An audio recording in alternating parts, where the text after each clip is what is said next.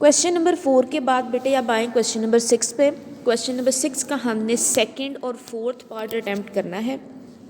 Second statement पढ़ें सबसे पहले। If z is equal to 2+3 iota and w is equal to 5-4 iota then show that z minus डब्ल्यू bar is equal to z bar minus डब्ल्यू bar. बेटे पहले left hand side इसकी पकड़ते हैं z माइनस डब्ल्यू बार वाली। पहले z माइनस डब्ल्यू को सॉल्व करें। z से मुराद है 2+3 iota minus as it is, और w से क्या मुराद है 5-4 आयोटा।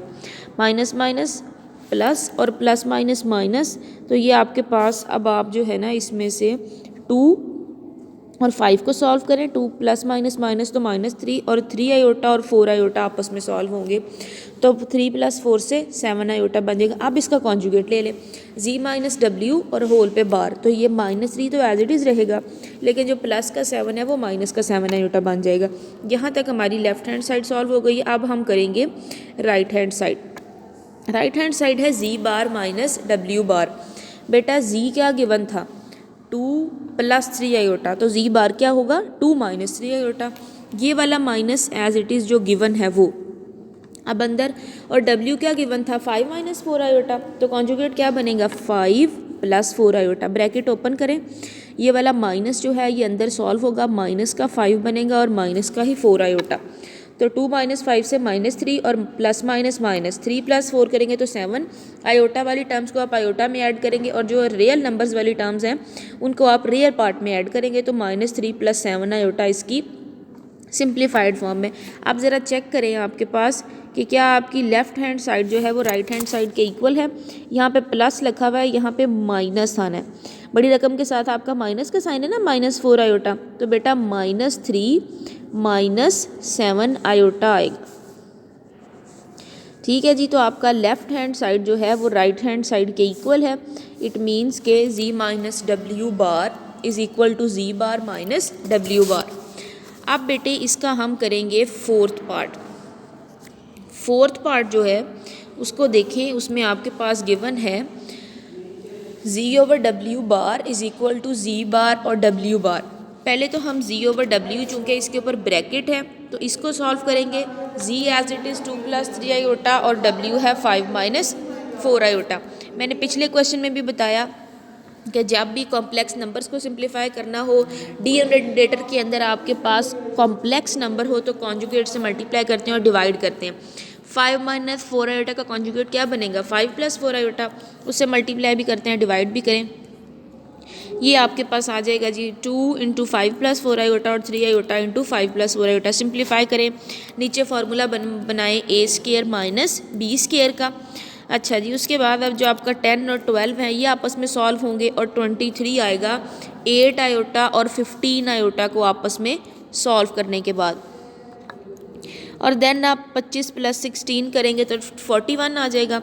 41 को बेटे 10 - 12 2/41 + 23/41 आयोटा जो है वो इसका आंसर बनेगा। सिमिलरली अब आप इसका सेकंड पार्ट सॉल्व करेंगे, दोनों साइड्स का आंसर सेम आएगा। उसमें भी आपने क्या करना है कि आपने अपना z बार अलग निकाल लेना है, जैसे हमने यहाँ पे निकाला है ना z बार 2+3 आयोटा और w बार निकाला 5 + 4, दोनों को डिवाइड करके रखना है और कॉन्जुगेट के साथ मल्टीप्लाई डिवाइड में दोनों साइड्स का आंसर सेम आएगा, जिससे शो हो जाएगा कि z/w bar is equal to z बार/w बार। और बेटे इस एक्सरसाइज में से लॉन्ग क्वेश्चन जो है ना वो क्वेश्चन नंबर 7 है, उसका आपने फर्स्ट और सेकंड पार्ट करना है। Solve the following questions for real x and y। बेटे सॉल्व करने का मतलब ये होता है कि आपने स्पेसिफिक वो x और y की वैल्यूज़ निकालनी है जो हमारी गिवन इक्वेशन को सेटिस्फाई करे। अच्छा जी, ये मतलब होता है सोल्यूशन का। तो 2 - 3 iota × x + y iota is equal to 4 + iota. ये ब्रैकेट के साथ अंदर 2 को मल्टीप्लाई करें x + आयोटा y से, और देन उसके बाद बेटे -3 को मल्टीप्लाई करेंगे हम, -3 और then 2x + 2y iota plus minus -3x iota plus minus -3y iota square equal to 4 + iota. Iota square को हम क्या लिख सकते हैं -1। अच्छा जी, अब आपका ये जो 2x है और ये जो 3y है ये विदाउट आयोटा की टर्म्स है, इनको मैंने पहले लिख लिया ब्रैकेट में।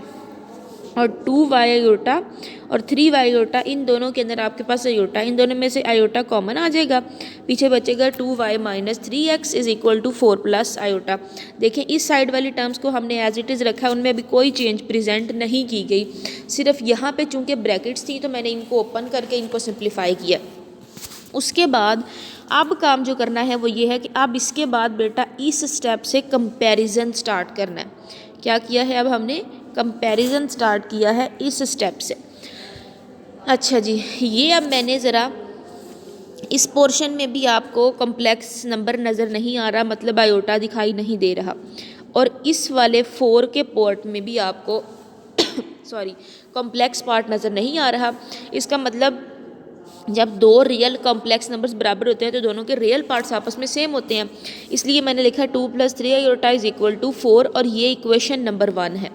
अच्छा जी, उसके बाद अब अगली बात देखें, अब ये जो 2 + 2y माइनस 3x वाली टर्म है, इसके साथ आयोटा मौजूद है, और यहाँ पे ये जो आयोटा है ये आपका कॉम्प्लेक्स पार्ट है। नेक्स्ट में अब हमने इन दोनों को कंपेयर करना है, 2y minus 3x is equal to 1, चूँकि 1 के साथ जो नंबर है, जो पार्ट है दैट इज़ b, और b आपका यहाँ पे 1 है, इसलिए इक्वल टू 1। बेटे अब हमने इस इक्वेशन को और इस इक्वेशन को आपस में सॉल्व करना है, ठीक है। इस तरह से फिर हमने इनका सोल्यूशन फाइंड आउट होगा, जिन पे मैंने एंड पे 2 एरोस बनाए हैं ना, वो अब हमने सॉल्व करने हैं। अच्छा जी, उसके बाद इक्वेशन 1 को बेटा 3 से मल्टीप्लाई किया गया है, और इक्वेशन 2 को 2 से मल्टीप्लाई किया गया है, ठीक है। इक्वेशन 2 को 3 से मल्टीप्लाई किया गया है, और इसके बाद ये अब आपका जो 6x और 6y है ना, ये अब आपस में कैंसिल हो जाएंगे, ये कट गए, पीछे बचा 9 + 4y से 13y, और 12 + 2 से 14, 13 उधर शिफ्ट होगा, 14/13 आपके y का आंसर आ जाएगा, ठीक है।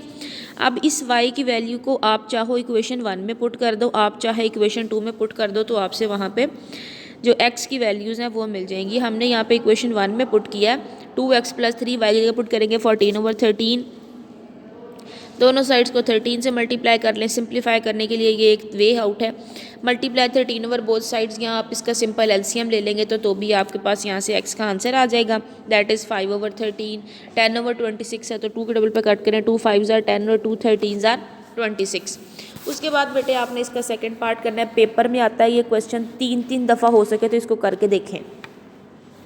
3 - 2 iota into x + y iota equal 2 into x + 2y iota and +2 iota -1। पहले हम इसकी लेफ्ट हैंड साइड को सिंप्लीफाई करेंगे, उसके बाद फिर हम इसका कंपैरिजन करेंगे।